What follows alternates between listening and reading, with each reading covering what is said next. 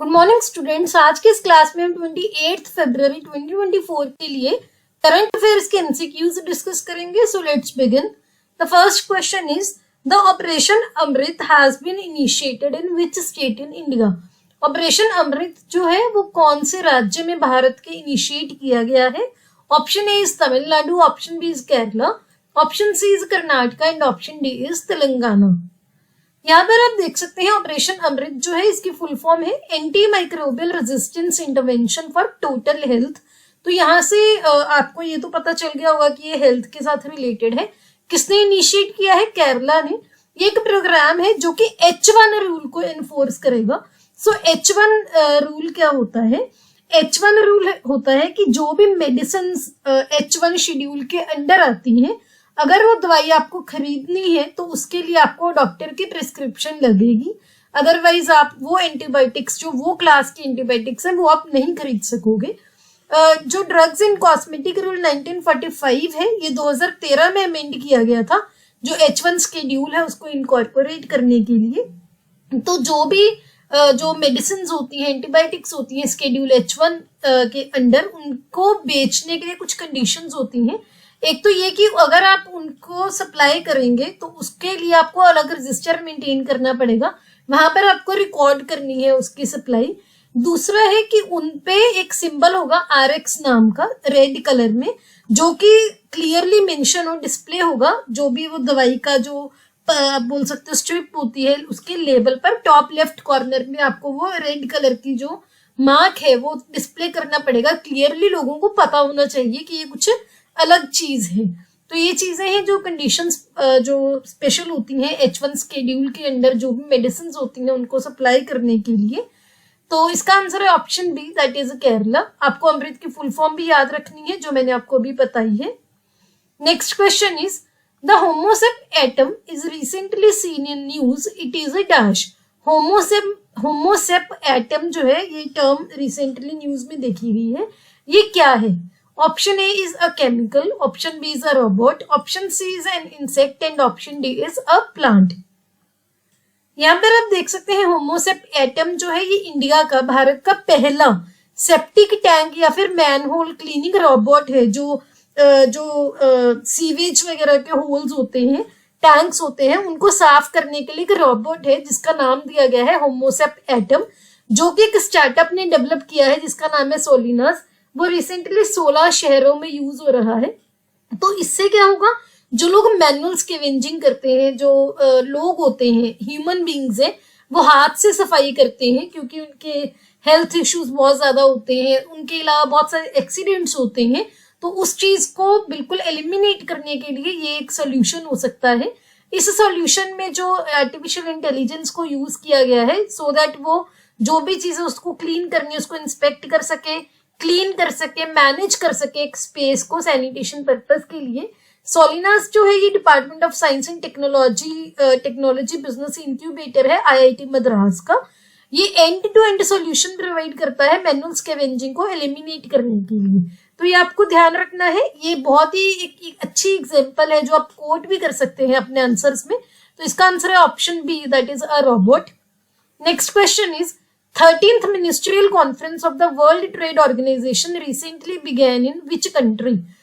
13वीं ministerial conference जो है world trade organisation की, वो हाल ही में कौन से देश में स्टार्ट हुई है? Option A is United Arab Emirates, option B is Philippines, option C is Sri Lanka and option D is Bangladesh.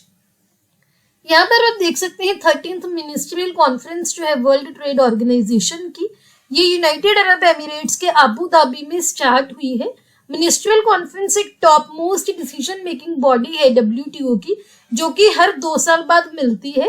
और इसके साथ क्या होता है, जो भी WTO के मेंबर नेशंस है, चाहे कोई कस्टम यूनियन है, चाहे कोई देश है, वो एक साथ आते हैं और डिसीजंस लेते हैं इंपॉर्टेंट। कोई भी मैटर जो भी WTO के अंडर आता है उस पर डिसीजंस लिए जाते हैं। रिसेंटली यूनाइटेड अरब एमिरेट्स की अबू धाबी में इसकी मिनिस्ट्रियल कॉन्फ्रेंस हुई है। तो आंसर है option A, that is UAE। UAE में कहां पर? अबू धाबी में। Next question is Hanuman a chat GPT like service will be launched bye. Hanuman जो कि चैट GPT जैसी सर्विस है, किसके द्वारा लॉन्च की जाएगी? Option A is IIM Ahmedabad, option B is Bharat GPT, option C is Google and option D is Microsoft. So यहाँ पर एक क्वेश्चन आपसे ऐसे भी पूछा जा सकता है कि हनुमान टर्म एक न्यूज में देखी गई थी, ये किसके रिलेटेड है? तो ये क्या है? चैट GPT लाइक सर्विस है।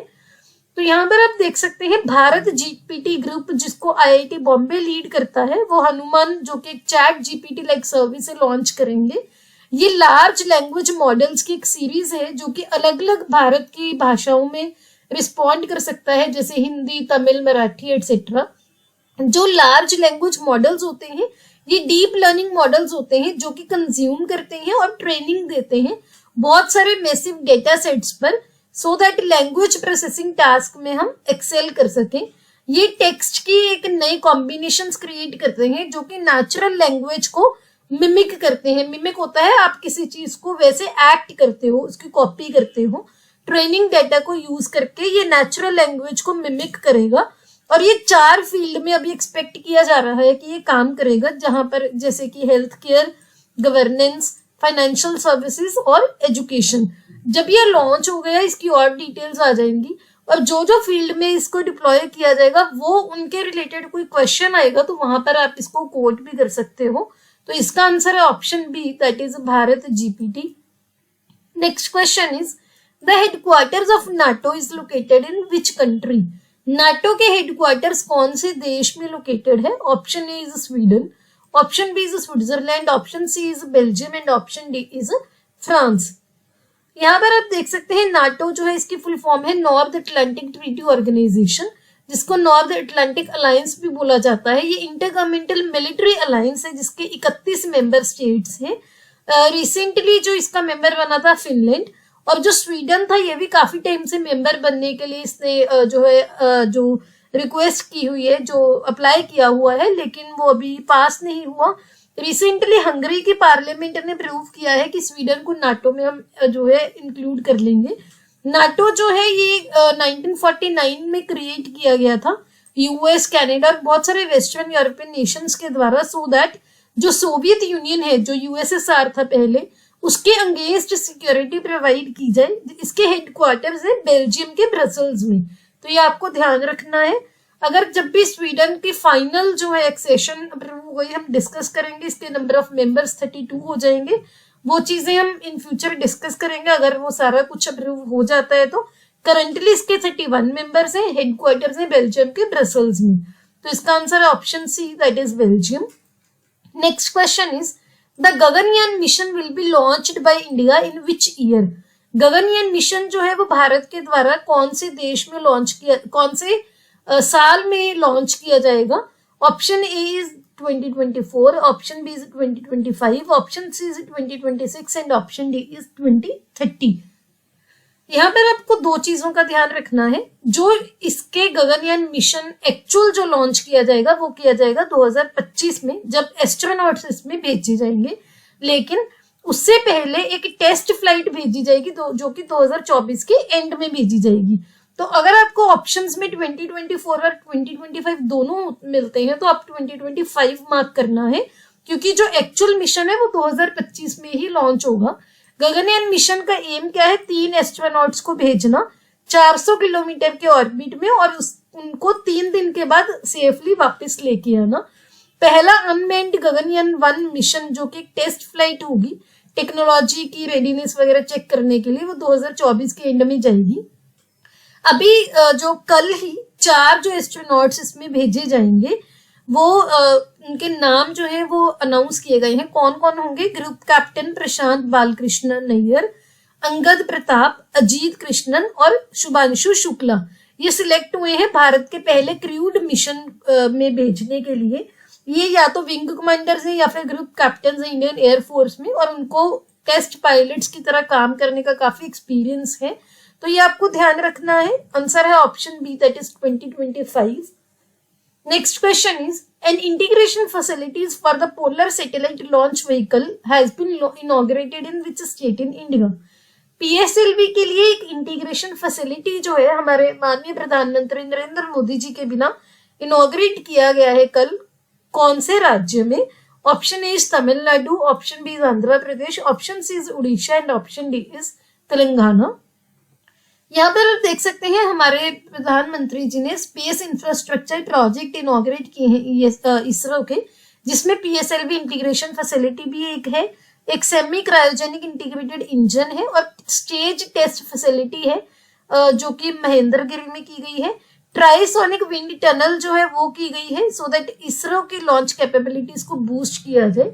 हमारे प्रधानमंत्री जी ने जो गगनयान मिशन है उसकी प्रोग्रेस को भी रिव्यू किया है। जो वयोमित्रा है जो कि एक ह्यूमनॉइड रोबोट है जो कि गगनयान मिशन पे टेस्ट फ्लाइट में जाएगा, उसके साथ भी इंटरेक्ट किया। जो पीएसएलवी इंटीग्रेशन फैसिलिटी है वो लॉन्च की गई है आंध्र प्रदेश में। यहाँ पर आई एम सॉरी मैं मेंशन करना भूल गई। ये तीनों के नाम याद रखने हैं आपको, semi cryogenic integrated engine and stage test facility. ये महेंद्रगिरी तमिलनाडु में हुआ है। देन ट्रायोजेनिक विंड टनल किया गया है वीएसएससी में। तो ये तीनों के नाम आपको याद रखने हैं। पीएसएलवी इंटीग्रेशन फैसिलिटी की गई है आंध्र प्रदेश में। Next question is the aroma mission has been launched by which of the following. Aroma mission किसके द्वारा लॉन्च किया गया था? Option A is WHO, option B is CSIR, option C is NITI Aayog and option D is NABARD. यहाँ पर आप देख सकते हैं अरोमा मिशन जो है 2016 में लॉन्च किया गया था CSIR यानी कि council of scientific and industrial research के द्वारा। इसका एम क्या है? टेक्नोलॉजिकल एंड इंफ्रास्ट्रक्चर एड को डिलीवर करना वैल्यू एडिशन के लिए और डिस्टिलेशन के लिए। जो भी एग्रीकल्चरिस्ट हैं या जो भी लोग कुछ भी चीज ग्रो करते हैं पूरी इंडिया में, उनको टेक्नोलॉजिकल और इंफ्रास्ट्रक्चर हेल्प देना सो दैट वो वैल्यू एडिशन कर सके। अरोमा मिशन जो है ये पर्पल रेवोल्यूशन के थ्रू जो है लॉन्च किया गया था, जिसका एम था फ्रेग्रेंस इंडस्ट्री जो है, जो परफ्यूम्स वगैरह है, फ्रेग्रेंस इंडस्ट्री है, उसमें रेवोल्यूशन लाना। ये न्यूज में क्यों था अभी? क्योंकि वर्ल्ड हेल्थ ऑर्गेनाइजेशन ने WHO ने एक स्टेटमेंट दी है कि इंडिया की जो डिमांड है मेडिसिनल प्लांट्स के लिए वो अभी जो $14 बिलियन है हर साल, वो 2050 तक $5 ट्रिलियन हो जाएगी। इसी वजह से ये चीज हमने डिस्कस की है। अरोमा मिशन इसी के रिगार्डिंग है, तो ये आपको याद रखना है। और पर्पल रेवोल्यूशन भी आपको याद रखना है। तो आंसर है option B, that is CSIR। ये हमारे सोशल मीडिया के यूजर नेम है, आप हमें यहाँ पर फॉलो कर सकते हैं, लिंक आपको डिस्क्रिप्शन में मिल जाएगा। अगर आपको ये वीडियो अच्छी लगी please hit the like button, अपने दोस्तों के साथ वीडियो को शेयर कीजिए। Don't forget to subscribe to my channel. See you tomorrow at 8 o'clock। Have a nice